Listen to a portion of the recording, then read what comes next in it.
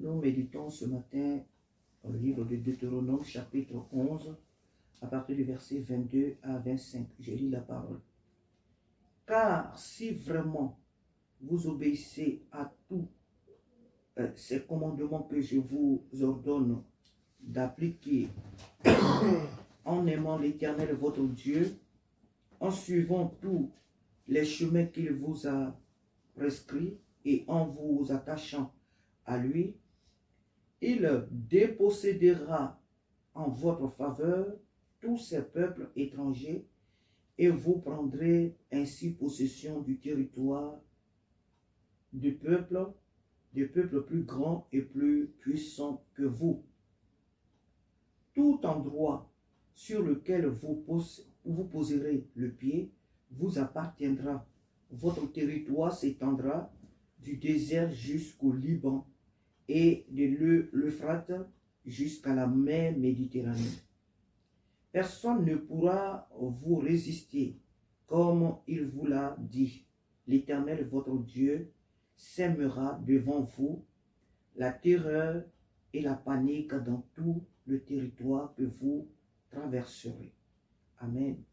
Voici la promesse que Dieu a ce matin nous fait en tant que ses enfants.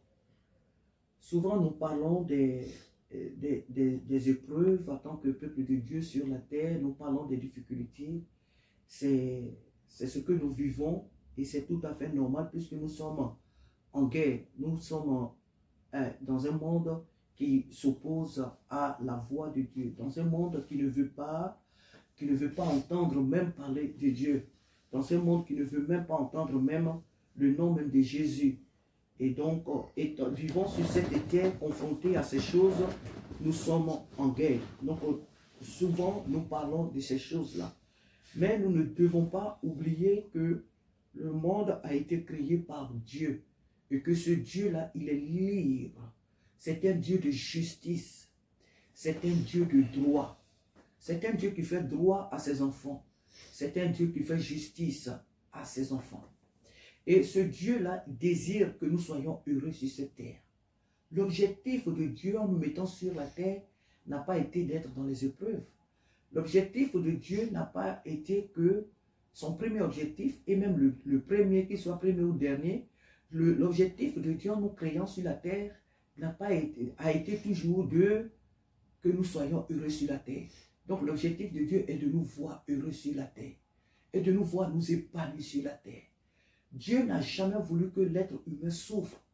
Dieu n'a jamais voulu que l'être humain n'ait pas les moyens de payer ses factures, n'ait pas les moyens de dormir convenablement, d'avoir un toit. Ça n'a jamais été le désir de Dieu de voir l'homme souffrir sur la terre. Cela n'a jamais été le désir de Dieu. Dieu ne nous a pas créés par mépris. Dieu ne nous a pas créés par la haine. Ce n'est pas parce qu'on était de trop auprès de lui, parce que nous sommes des esprits venus de Dieu. Donc on n'est pas tombé comme ça sur la tête. Nous étions auprès de Dieu. Nous étions des esprits à 100% auprès de Dieu. Et lorsque il nous a envoyés sur la terre, il nous a donné des corps sur la terre. Mais nous étions auprès de lui. Alléluia. Et donc Dieu ne nous a pas créés parce que nous étions de trop. Parce que nous étions de trop auprès de lui. Non. Dieu nous a créés sur la terre pour un objectif et pour que nous soyons surtout pour un objectif. Et cet objectif-là, c'est de nous voir heureux. Lorsque nous mangeons, lorsque nous travaillons, lorsque nous réalisons, lorsque nous sommes épanouis sur cette terre, Dieu sur son trône est content. Le Seigneur est content. Lorsqu'il nous voit avancer dans notre vie, lorsqu'il nous voit aller de gloire en gloire, aller de progrès en progrès, il en est fier. Dieu est fier. Il est content. Il est content parce que notre vie est une adoration à Dieu. Nous croyons souvent que adorer Dieu, c'est seulement lui parler verbalement, le louer par les chants, le danser par les chants. C'est vrai. Mais toute notre vie adore Dieu. C'est ce que devait être notre vie. Notre vie, notre existence. Même quand on dort, quand on se lave, on mange, on va au travail. Tout ce que nous faisons, notre existence devait être à Dieu une adoration. Alléluia. Donc Dieu est très content pas seulement heureux, mais il est vraiment épanoui lorsqu'il nous voit progresser. Lorsqu'un enfant de Dieu trouve une maison et qu'il est content, Dieu est content. Lorsqu'un enfant de Dieu passe son permis et qu'il a ce permis et qu'il roule dans une grosse voiture, Dieu est content. Lorsqu'un enfant de Dieu réussit à son diplôme scolaire ou autre, Dieu est content. Notre progrès fait la gloire de Dieu. Notre réussite sur cette terre où nous sommes confrontés à des épreuves, à des difficultés, notre avancement, notre progrès, notre exploit réjouit le cœur de Dieu. C'est le désir de Dieu. Il ne faut jamais qu'on pense que, oh mais hier par exemple, hier ici, j'ai dit, on regardait les émissions des hommes de Dieu qui ont vraiment, sur YouTube, qui sont extrêmement riches. Qui sont extrêmement riches. Mais même leur richesse, là, les ministres de ce monde n'ont pas. Beaucoup des hommes, même des chefs d'État, n'ont pas leur richesse. Mais ils sont extrêmement riches. Alors, quelque part, l'homme peut être gêné, le chrétien peut être gêné. Le chrétien qui ne comprend pas peut-être peut être gêné pour dire, mais c'est quoi cette richesse-là? Pourquoi les hommes de Dieu là sont, pourquoi ces hommes-là sont extrêmement riches comme ça? On peut dire tout ce qu'on veut, mais il faut comprendre que nous sommes les enfants de Dieu. Et c'est le désir de Dieu que nous soyons riches. C'est le désir de Dieu que ses enfants soient riches. Parce que Dieu nous a donné la terre. Dieu nous a donné la possession. Il nous a donné de posséder la terre, d'assujettir la terre. Et voilà ce qu'il dit. Il dit tout lieu. Ces versets-là que nous venons de lire, on les trouve dans Josué. On les voit dans Josué. Donc, cette promesse-là, lorsque Dieu nous dit, il dit, tout lieu que foulera la plante de votre pied, je vous le donne. Il dit, rien ne résistera devant vous. Rien ne résistera, il y a les hommes, mais il y a les situations difficiles en tant que telles, les oppositions, les puissances des ténèbres, rien ne résistera devant vous tant que vous vivrez. Partout où vous irez, ça sera la gloire. Partout où vous irez, c'est le succès, c'est le progrès. Voilà le désir de Dieu pour nous, ses enfants, pour l'être humain sur la terre, pour l'homme qui lui obéit, pour l'homme qui marche avec lui. Voilà son désir. Mais nous voyons ces choses-là. L'accomplissement de ces choses-là se trouve tout simplement dans un seul mot. Un seul mot détient toute cette promesse. Un seul mot.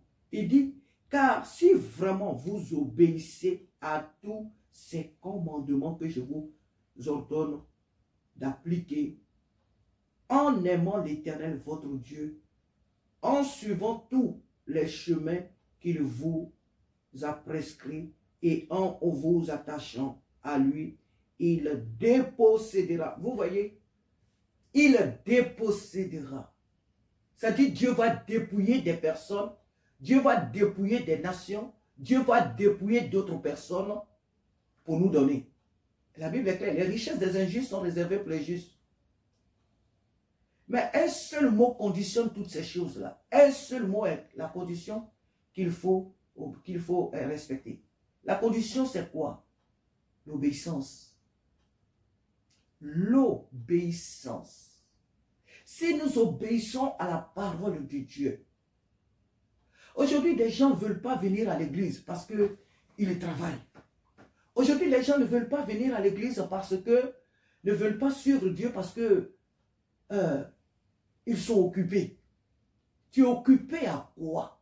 Tu vas où? Tu vas où là? Des chrétiens qui ne viennent pas les dimanches à l'église parce qu'ils sont au travail. Des chrétiens qui ne viennent pas aux cellules de prière. Pourquoi? Parce qu'ils vont au travail. Encore les cellules de prière, moi je peux excuser parce que ça dépend de l'heure à laquelle la personne termine. Surtout que les jours de la semaine nous sont donnés pour travailler. Il y a des personnes qui travaillent les nuits. Il y a des personnes qui travaillent dans la journée, mais qui finissent tard. Donc, ça dépend du lieu où se trouve leur travail. Le temps de prendre les transports et de venir, eh bien, ce n'est pas évident. Donc, les personnes, souvent, elles ne sont pas aux cellules. Donc, ça peut se comprendre. Mais il y a des gens, par exemple, qui travaillent le matin et au plus tard, 15h, 16h, elle a fini. Elle est déjà chez elle, au plus tard, 17h, elle est chez elle. Mais les cellules de prière commencent. Il y a des cellules de prière qui commencent à 19h. Il y a certains qui commencent même à 20h pour finir à 21h30. Mais les gens ne prennent pas la peine de venir. Ils attendent soit le dimanche, mais les gens ne viennent jamais aux cellules de prière. Certains même font même exprès pour dire que oui, c'est parce que je travaillais, je n'avais pas le temps, c'est pourquoi je ne viens pas. Tu es occupé à quoi là? On va où? Nous tous là, on va où? On est occupé à quoi? Voilà ce que nous dit Dieu. Si nous obéissons à la parole de Dieu, Dieu dit quoi? Il dépossédera en notre faveur des peuples. Il va déposséder. Est-ce que nous savons ce que ça signifie être dépossédé? Déposséder quelqu'un, déposséder un peuple, déposséder une famille, déposséder des nations. Est-ce que nous savons ce que c'est? C'est Dieu qui le dit. On va dire, ah non, mais c'est injuste, pourquoi il dépossède? Non, non, non. Il dépossède ceux qui ne l'aiment pas. Ce n'est pas ses enfants qui dépossèdent. Il dépossède ceux qui ne le craignent pas. Parce qu'en réalité, ce n'est pas à eux la gloire. Ce n'est pas à eux l'élévation. Ce n'est pas à eux l'opulence. Non, non, non. Souvent on dit, oui, le diable, depuis que nos pères ont désobéi à Dieu, Adam et Ève leur ont passé la gloire du monde, ont passé à Satan la gloire du monde. Mais oui, c'est ce qui a été fait. Mais quand Jésus est venu, Jésus lui a arraché tout ça. Jésus a arraché la gloire du monde à Satan. Jésus a arraché à Satan la gloire du monde. Ce n'est pas seulement la vie. Mais dans cette vie-là, il y a tout. Le mot vie, là, il y a tout dedans. Jésus a arraché le règne de Satan. La gloire, l'opulence, là. Jésus a arraché ça à Satan. Il a tout rétabli. Par sa mort et sa résurrection, Jésus a tout rétabli. Amen. Donc si le chrétien est pauvre, si le chrétien peine à trouver à manger, si le chrétien peine à trouver un toit, c'est son problème, ce n'est pas le problème. Il n'y a pas fait de dire que non, ce sont les épreuves, le chrétien vit des épreuves. On ne dit pas que ça n'existe pas. On ne dit pas que ça n'existe pas, les épreuves. On ne dit pas que le chrétien n'est pas, c'est pas possible qu'un chrétien meure sans avoir vu toutes ces choses. Beaucoup d'apôtres sont morts sans avoir été dans des maisons luxueuses. Donc, on ne dit pas que cela n'est pas possible. Mais ça, c'est quand Dieu lui-même le désire. Il le fait pour une raison. Mais ce n'est pas ce qu'il veut pour tous ses enfants. Les Élie n'étaient pas pauvres. Alors là, dans l'Ancien Testament, comme le Nouveau Testament, même les Paul n'étaient pas pauvres. Les apôtres n'étaient pas des pauvres. Hein. Ils n'étaient pas pauvres. Donc, quand on abandonne cette mentalité de pauvreté, le chrétien doit être pauvre. Le chrétien doit être, quand il vit dans HLM, dans une petite maison là, et puis il a une voiture, quand il doit acheter une voiture, c'est une voiture qui a été déjà utilisée. Une voiture qui a été déjà utilisée, et puis il doit pas être même chef d'entreprise, mais il doit être un employé quelque part, et puis même dans le travail où il est, il ne compte même pas, il n'est même pas dans le syndicat, il ne défend même pas la cause des travailleurs, il est parmi les employés qu'on n'entend pas, non, le chrétien doit être caché, le chrétien doit, le chrétien doit être, il n'est même pas dans la sobriété, hein, mais il doit être pauvre, le chrétien doit être oublié, le chrétien doit être effacé. Ce n'est pas des pensées qui viennent de Dieu, ça, c'est démoniaque. Le péché nous a donné la mentalité de la pauvreté, de la soumission au monde de la pauvreté, au monde des ténèbres. Le péché a assujetti nos pensées, notre vision, notre mentalité à la pauvreté. Au point que quand un chrétien commence à être riche, on trouve que c'est parce qu'il a fait des alliances avec le monde des ténèbres, c'est pourquoi il est riche. Mais il y a beaucoup d'hommes aussi sur la terre ici qui ont fait des alliances avec le diable, mais qui ne sont pas forcément riches. Donc ce matin, chers frères et sœurs, c'est une méditation du matin, mais puisque nous ici, par la grâce de Dieu, on a le temps, donc nous prenons un peu plus de temps pour décortiquer la parole de Dieu, pour que le Seigneur puisse nous puissions recevoir chacun sa part à travers cette parole, pour que nous puissions relever notre tête, pour que nous puissions entrer réellement dans cette obéissance. En obéissant à la parole de Dieu, nous entrons dans notre destinée réelle. Nous entrons sur notre territoire. Nous entrons en possession de ce que Dieu a préparé pour nous. Nous courons trop pour chercher. Nous courons vainement. Nous cherchons vainement. Nous nous débattons trop sur la terre. Nous nous débattons trop sur la terre. Nous faisons ce que Dieu ne nous a pas demandé de faire. Nous souffrons. Nous souffrons trop sur la terre, en tant que peuple de Dieu, en tant que l'Église, en tant que les enfants de Dieu qui connaissent leurs droits, qui connaissent vraiment la parole, qui ont le peuple de Dieu, qui a les promesses de Dieu.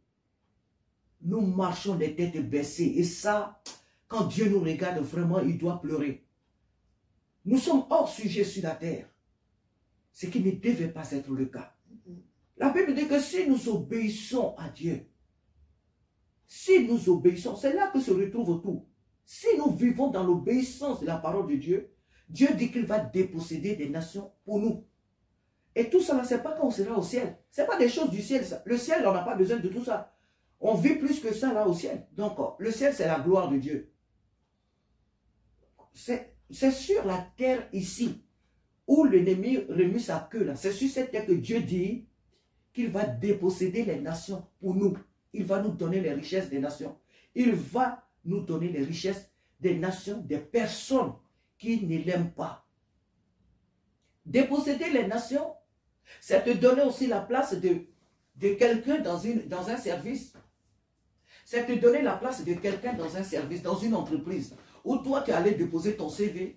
Normalement, le païen là, il est peut-être même plus qualifié que toi. Il a même plus de compétences que toi, mais Dieu permet que ce soit toi qui sois pris. Pas lui, même s'il a toutes les compétences, même s'il a toute l'intelligence nécessaire pour ce poste-là, Dieu dit, c'est toi qui le mets là. Pas le païen, parce que le païen ne le pas. La nation, c'est une personne. Donc la nation, Dieu dit que non, le païen là, lui, il ne sera pas là. C'est toi, son enfant, qui le met là. C'est ça, déposséder aussi les nations. Dieu dit que toi, il t'envoie dans le pays, les fils du pays là, les fils du pays qui ne l'aiment pas, les fils du pays qui ne l'honorent pas. Toi, quand c'est lui qui t'envoie dans la nation, il te donne même ce que normalement les fils du pays là devaient avoir. Il vous le donne. Il vous donne leur place. Il vous donne leur héritage. Il vous donne leur gloire. La place qui leur revenait, Dieu vous les donne. Dieu vous la donne. Dieu vous donne ces places-là. Il vous les donne, vous qui lui obéissez. Et puis les gens sont là, ils sont fâchés. Mais ça, c'était à nous. Mais ça, c'était à nous. Oui, mais vous n'aimez pas Dieu. Vous ne craignez pas Dieu. Vous n'avez aucun respect pour Dieu. Vous dites que Dieu n'existe pas. Voilà pourquoi il prend ce que vous revenez pour les donner aux étrangers. C'est ce que fait Dieu. Nous avons tout intérêt à obéir à la parole de Dieu. Et nous n'allons pas courir dans tous les sens. On s'épuise, on se fatigue. Et à la fin du monde, on a des miettes. On ne priorise pas la parole de Dieu. On ne priorise pas la présence de Dieu dans notre vie. On n'honore pas Dieu. On ne cherche pas à avoir une intimité réelle avec Dieu. On prie à peine dans la journée, comme ça, puis au revoir, Saint-Esprit, on est parti. Pour les choses du monde, on attend des ailes. Pour les choses passagères, là, on attend des ailes. Mais quand il est question des choses de Dieu, de notre intimité avec Dieu, de notre salut, alors là, on n'a pas le temps. Parce que le temps presse. Il nous faut réaliser. Il nous faut construire des maisons dans nos pays. Il nous faut avoir des réalisations. Il nous faut avoir une belle vie. Il nous faut préparer nos arrières, préparer l'avenir de nos enfants.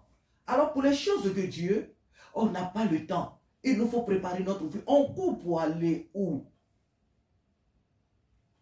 Ces choses-là, c'est Dieu qui les donne. Il nous dit d'abord de lui obéir. D'obéir aux préceptes qu'il nous a donnés. D'obéir à ses commandements. Il ne nous dit pas nous de l'aider à nous donner. C'est lui qui nous les donne. C'est lui qui choisit de nous les donner. Quand nous obéissons à sa parole, c'est lui qui nous donne les choses. C'est lui qui nous ouvre les portes. C'est lui qui nous ouvre les opportunités. C'est lui qui envoie les saisons de faveur. C'est lui qui envoie les opportunités. C'est lui qui crée la richesse. C'est Dieu qui crée la richesse dans notre vie. Ce n'est pas nous par nos efforts. Combien de gens dans ce monde travaillent pour être riches et jamais ne l'ont jamais été? Toute leur vie, ils ont travaillé, mais jamais il y a des personnes qui dépensent tout leur salaire, aller dans les tabacs pour gratter sur des jeux de choses, comment on appelle, des perditions. Mais jamais ces personnes n'ont été riches. Au contraire, c'est elles qui enrichissent les tabacs. C'est elles qui enrichissent ceux qui vendent ces trucs. Mais jamais elles n'ont été riches. Elles n'ont été riches. Jamais.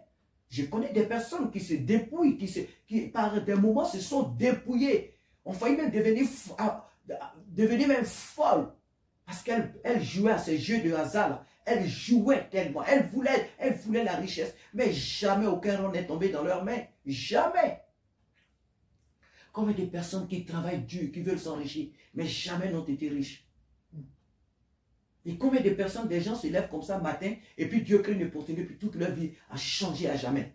C'est Dieu qui organise la richesse. C'est Dieu qui ordonne à la richesse d'aller dans la vie d'une personne. Et quand Dieu ordonne la richesse de venir à toi, ce n'est pas par tes efforts. Toi-même, tu vois que tout autour de toi, mais les choses changent. C'est comme des puzzles, des choses se mettent en place, et toi-même, tu es étonné. Des portes qui s'ouvrent devant toi. Tu es étonné. Tu ne sais même pas comment les choses se font, mais les portes s'ouvrent.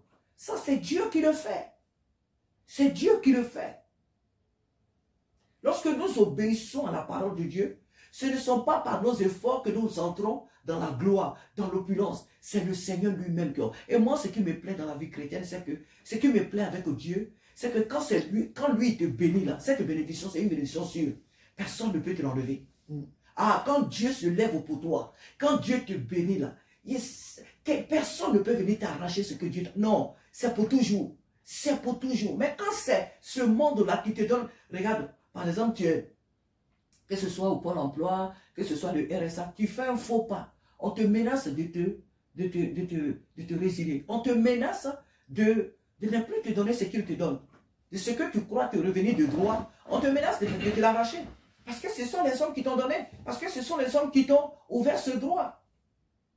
Si tu ne pointes pas au Pôle emploi, ben écoute, tes droits sont arrêtés. Si tu ne pointes pas au RSA, tes droits te sont arrêtés. On pourrait peut donner cet exemple avec Dieu, mais ce qui est bien chez notre Père, c'est que quand lui il se lève pour toi et qu'il t'a ouvert les portes de gloire, que lui, Dieu, t'a donné quelque chose, c'est pour toujours. Et ces bénédictions-là, jamais ne sont suivies d'aucun chagrin. Amen. Oh oui, ces bénédictions ne sont suivies d'aucun chagrin. Amen. Quand Dieu te bénit, mais tu es à l'aise, tu es en paix, et puis ta tête brille, tu es content, tu as la joie, parce que ça vient de Dieu. Personne ne peut t'en... Même si les ennemis se débattent pour te mettre des bâtons dans les roues, ils ne pourront pas, parce que c'est Dieu qui s'est levé pour toi. Parce que c'est l'Éternel qui s'est levé pour toi. C'est lui qui s'est levé pour toi. Alors les hommes ne pourront rien, les démons ne peuvent rien. Parce que c'est Dieu qui le fait. Est-ce que ça, c'est pas merveilleux ça? Pourquoi nous n'attendons pas le Seigneur? Et nous nous débattons. Matin, tu te lèves, tu cours, tu cours. Tu cours, tu cours. C'est pas mauvais d'aller chercher, c'est pas mauvais d'aller au travail, c'est pas mauvais de se battre dans la vie, c'est bien. Mais est-ce que tout ce que nous faisons, nous le faisons en obéissant à la parole de Dieu? Est-ce que nous obéissons à la parole de Dieu? Est-ce que nous honorons les préceptes que Dieu nous a donnés, les commandements que Dieu nous a donnés? Est-ce que nous les obéissons? Est-ce que nous les obéissons? Est-ce que nous obéissons aux lois, aux préceptes, aux commandements que Dieu nous a donnés pour être heureux? Quand nous obéissons à la parole de Dieu, c'est lui qui travaille pour nous. Jésus même devient notre employé, si on va le dire comme ça. Alléluia. Quand nous obéissons à la parole de Dieu, Jésus même, il est même en notre service. Parce que c'est lui qui fait les choses, c'est une façon de parler. Il est même, mais il a été, non? Jésus a été à notre service. Alléluia. Il est devenu serviteur. La Bible dit, ce n'est pas des choses nouvelles que j'ai dit. Amen. Donc quand nous obéissons même à la parole de Dieu, le Seigneur même pour faire des choses même dans notre vie, il est pressé. Il est pressé parce qu'il ne veut pas qu'on nous voit comme des gens sans défense. Il ne veut pas qu'on nous voit comme des personnes qui n'ont pas d'espérance. Il se plaît, il se presse à agir en notre faveur. C'est pourquoi nous pouvons dire que les souffrances d'un enfant de Dieu ont une fin. Les épreuves d'un enfant de Dieu, même si on les aura sur cette terre, mais quand même une part, celle que tu vis maintenant, elle doit avoir une fin, elle ne doit pas être éternelle. Donc tu ne peux pas vivre les mêmes choses toute ta vie. 20 ans, 30 ans, 50 ans, tu es dans la même chose. Ce n'est pas normal. Ce n'est pas normal. Un enfant de Dieu, notre Père est le roi des rois. Et Dieu n'est pas seulement le roi des cieux, c'est lui qui a créé le ciel et la terre. Il est propriétaire de la terre. Dieu est le maître, il est le propriétaire de la terre. Et nous sommes ses enfants, nous lui appartenons. Pourquoi nous devons gémir sur la terre? Pourquoi nous devons souffrir sur la terre? Pourquoi nous devons avoir faim sur la terre? Pourquoi nous devons peiner pour vivre heureux sur la terre? Pourquoi les chrétiens doivent être misérables? Nous sommes de ceux-là sur cette terre, en particulier dans ce pays, dans cette Europe. pour louer même un local pour prier Dieu, c'est un problème. Et si jamais nous avons ces locaux, c'est dans des lieux lugubres que nous avons ces locaux. Des fois même, ces lieux-là n'ont pas de porte d'issue. Des fois même, il n'y a pas de toilettes.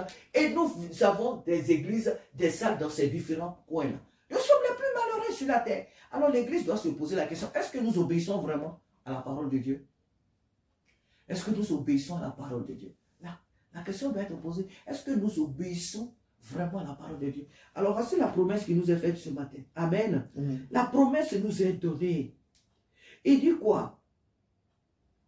Tout endroit sur lequel vous poserez le pied vous appartiendra. Tout endroit que nous mettrons nos pieds nous appartiendra. Parce que nous savons ce que ça. Tout endroit. C'est-à-dire que tu quittes ici, là. Nous sommes venus en France, la France est à nous. Si tu quittes aussi aujourd'hui, il ne faut pas aller aussi n'importe où, n'importe comment. Il faut avoir la vie du Seigneur pour aller. Il faut demander au Seigneur si c'est lui qui veut que tu ailles dans ce lieu-là. Amen. Si c'est lui qui t'envoie là. Il ne faut pas aller dans les coins pour dire comme le Seigneur a dit que tout lieu que vous, donc je vais n'importe où. Non, non, non, non, non, non. Tout est fait avec l'obéissance. C'est dans l'obéissance qu'on prend possession des territoires inconnus. Alléluia. Tu quittes ici aujourd'hui, tu vas au Canada. Si c'est Dieu qui t'envoie là-bas, tu vas prospérer au Canada. Tu vas trouver des gens là-bas qui sont là-bas depuis des années, qui souffrent peut-être, qui mènent des vies, mais vraiment de misère. Mais toi, parce que c'est Dieu qui t'a envoyé là-bas, des portes vont s'ouvrir devant toi. Les gens vont te dire, ça fait combien d'années que tu es là? Non, ça fait 1 an, je suis là. Tu as la maison, tu as le travail, tu as tout. Mais tu as tout. Tu as tout. C'est ce que Dieu fait. Tu vas quitter ici pour aller aux États-Unis. Aux États-Unis, on montre, il y a des gens, il y a trop de chômeurs, la vie est difficile aux États-Unis. C'est pas ce qu'on nous montre à Hollywood, c'est pas ce qui, c'est pas ça. La vie difficile que tu vois aux États-Unis dans les rues, à travers les documentaires, tu vois tout ce que tu vois, la difficulté, les souffrances que les gens vivent. On dit Trump en train de rapatrier des gens, la vie est comme ça aux États-Unis. Quand Dieu t'a dit, toi, il faut aller aux États-Unis, mais il y a le témoignage d'un frère béninois là. Dieu l'a envoyé aux États-Unis. Il a su, le frère Kader, il rend son témoignage là. Il n'avait rien au Bénin. Il n'avait rien. Dieu là, il rend son témoignage là. Dieu l'a envoyé aux États-Unis. Il travaille où? Même dans le gouvernement. Il est ingénieur. Il allait là-bas, il a fait des formations, il a fait des études. Il travaille même dans le gouvernement des États-Unis. Le frère Kader, il est sur YouTube là. L'obéissance à Dieu est tellement magnifique. L'obéissance à Dieu est tellement glorieuse.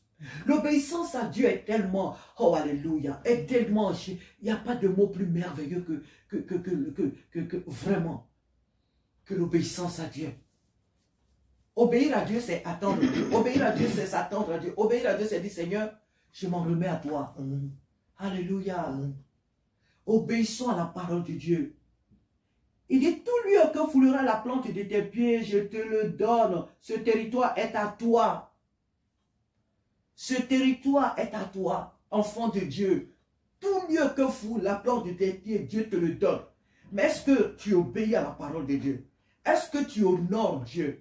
Est-ce que tu vas à l'église parce que tu sais que Dieu, Jésus t'a sauvé, donc tu dois l'adorer, tu dois le servir? Ou bien tu vas à l'église pour quelqu'un, pour faire plaisir à quelqu'un, pour qu'on dise que, pour qu'on pense que? Est-ce que tu y vas parce que tu sais que Jésus s'est révélé un jour à toi, il t'a aimé et que tu lui dois ta vie, qu'il est mort pour toi, et donc tu lui dois ta vie, mais tu vas à l'église pour. Tu vas à l'église pour quelqu'un, pour qu'on dise que, pour que ceux qui t'entourent disent que. Ou bien tu y vas parce que tu sais que ta vie lui appartient, pour préparer ton éternité. Alléluia. Ah, cette parole ce matin, elle me fend le cœur. Elle me remplit de joie. Oui, elle fend mon cœur, la remplit, entre et la remplit vraiment de joie. La vie chrétienne est tellement simple, mais nous la compliquons par notre désobéissance. Nous la compliquons, la vie chrétienne. Le péché complique la vie. Le péché complique la vie de l'être humain. Mais Jésus est venu pour nous la simplifier. Alléluia. Il dit, tout lieu que foulera la plante du pied vous appartiendra. Votre territoire s'étendra du désert jusqu'au Liban et de l'Euphrate jusqu'à la mer Méditerranée. Personne ne pourra vous résister, comme il vous l'a dit.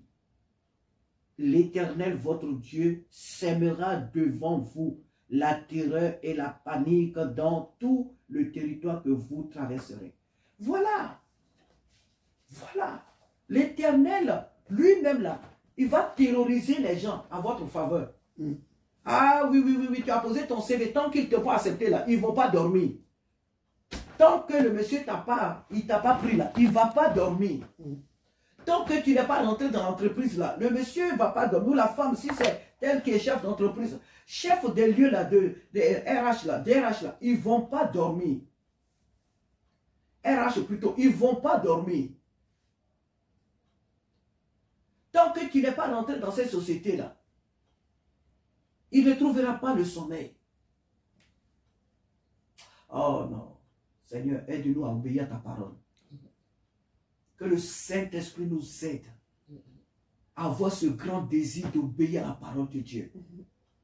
Obéir tout simplement. Obéir à la parole de Dieu. Obéir à la parole de Dieu. Ce n'est pas le fait des jeunes, n'importe quoi. Fait des jeunes. On gêne, oui, je gêne.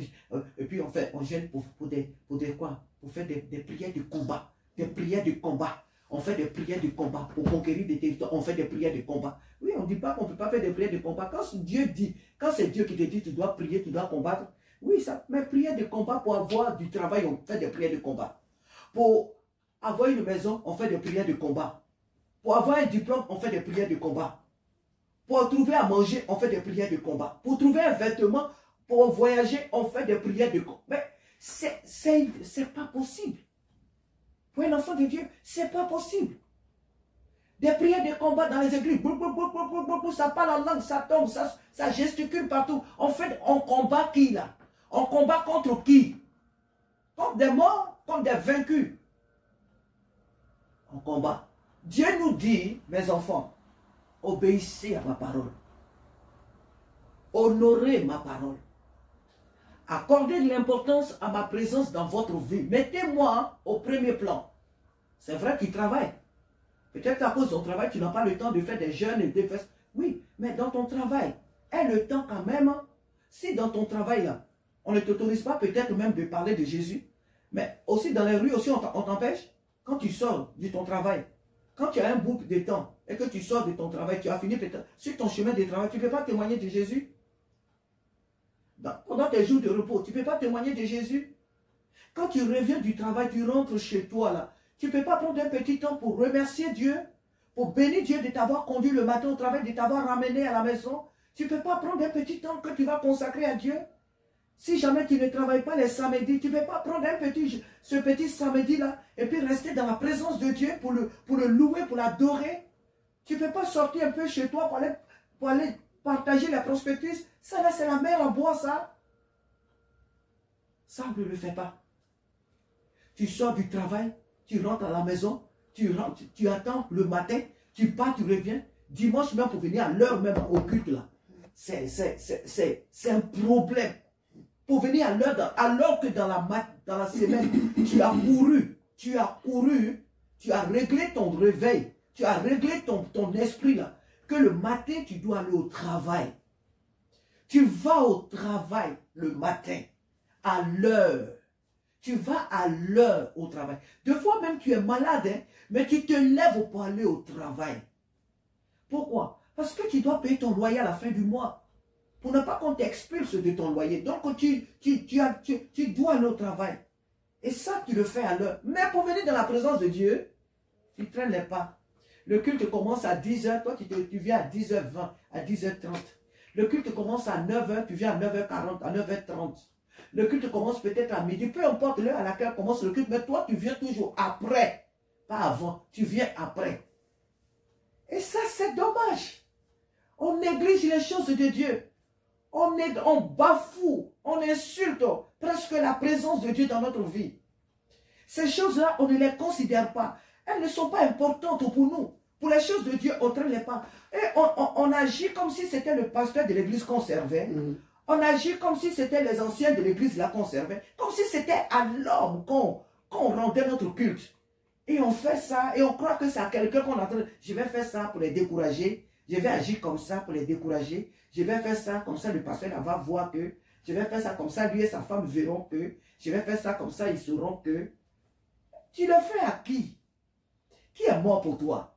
Qui a donné sa vie pour toi? C'est le pasteur. C'est la servante de Dieu qui est là. Et nous faisons tout cela croyant le faire aux hommes. Mais on se nuit. Ces personnes qui agissent comme ça se détruisent elles-mêmes. Nous devons obéir à la parole de Dieu. Et cette obéissance-là, c'est dans tous les domaines. Ce n'est pas seulement aimer le prochain, mais écoute, on calomnie, mais on critique. Non, c'est obéir à cette parole dans toute son entièreté. Que Dieu nous aide à obéir. Si nous voulons rentrer sur les territoires, si nous voulons conquérir des territoires, si nous voulons entrer pleinement dans notre destinée, alléluia, si nous voulons vivre vraiment sur cette terre, la vie heureuse, parce que c'est ce que désire Dieu. C'est vrai qu'il y a le péché, c'est vrai qu'il y a le mal, c'est vrai qu'il y a toutes sortes d'épreuves sur la terre, mais là, c'est de cette terre-là que Dieu parle ici. C'est de cette terre-là qu'il parle. Elle n'a pas changé. Le péché ne date pas d'aujourd'hui. C'est de cette terre-là que Dieu parle. Ce n'est pas hier que le diable est né. Ce n'est pas hier que les sorciers sont nés. Depuis que Adam et Ève ont désobéi, la sorcellerie qui est Satan en personne est rentrée dans le monde. Donc, c'est de ce monde dans lequel nous vivons aujourd'hui, là, où il y a les guerres, les tremblements de terre, il y a des pestes, il y a des phénomènes vraiment difficiles, étrangers ou étrangères. Beaucoup de choses se passent. C'est de cette terre-là que Jésus parle, que la parole de Dieu nous parle. Que si au milieu de ce monde-là, où il y a tant de troubles, où il y a tant de désastres, où il y a tant de difficultés là, si sur cette terre, nous, en tant que l'Église, nous nous engageons à obéir à la parole de Dieu, le Seigneur dit pour nous, il va déposséder les peuples, les nations, pour nous donner.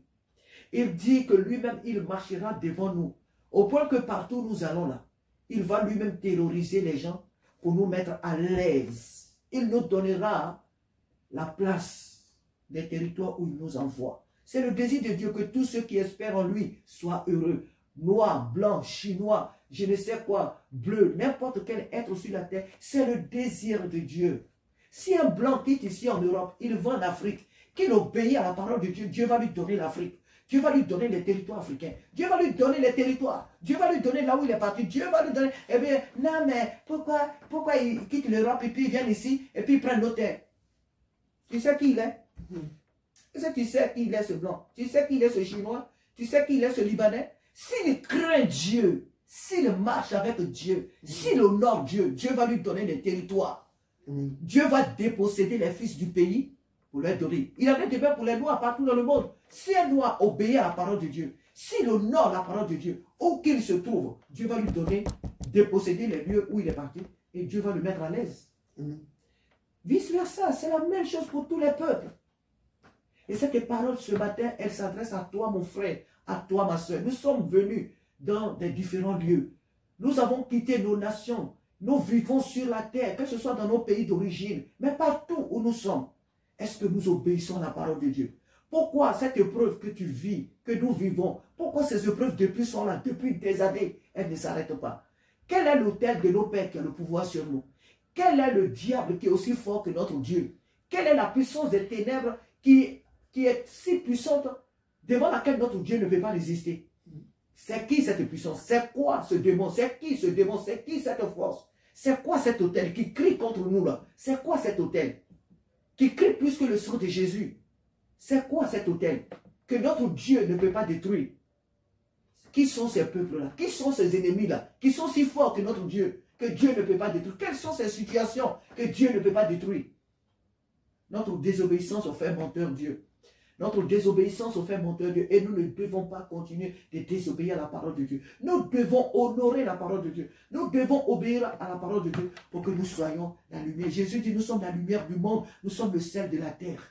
Alors ce matin, nous devons comprendre que cette lumière, ce n'est pas seulement de briller spirituellement, c'est briller dans tous les domaines de notre vie. C'est briller en tout, le travail, le mariage, mais en tout, nous devons briller. Donc aussi, il y a des hommes de Dieu dans ce monde qui sont vachement riches, on peut les juger de tout, mais nous ne connaissons pas leur alliance, nous ne connaissons pas leur début, nous ne connaissons pas leur intimité avec Dieu, nous ne pouvons qu'être heureux pour tous ces hommes de Dieu qui sont vachement riches. C'est ce que Dieu désire pour tout enfant, pour tous ses enfants. C'est ce que Dieu désire. Dieu désire, mon frère, ma soeur, que tu sois extrêmement riche. Dieu désire que tu vives dans l'opulence sur cette terre. Amen. Mais tout cela passe d'abord par l'obéissance à ses préceptes et à ses commandements. Que le Seigneur nous aide à être une église qui obéit à sa parole. Un peuple qui obéit à sa parole. Que Dieu fasse ce matin, ma soeur, que tu obéisses à sa parole. Que Dieu fasse ce matin, mon frère, que tu obéisses à sa parole pour vivre pleinement la vie que Dieu veut que tu vives sur cette terre. Que Dieu fasse que je vive, que j'honore sa parole, que j'obéisse à sa parole pour vivre pleinement ma destinée. Alléluia. Que Dieu soit béni ce matin pour cette promesse qui est, oh alléluia, qui est si glorieuse, si merveilleuse, vraiment pour chacun de nous. C'est la parole de Dieu. Alors, le thème de notre message ce matin, obéis seulement et tu verras la gloire de Dieu. Obéis seulement à la part et tu verras la gloire de Dieu. Amen.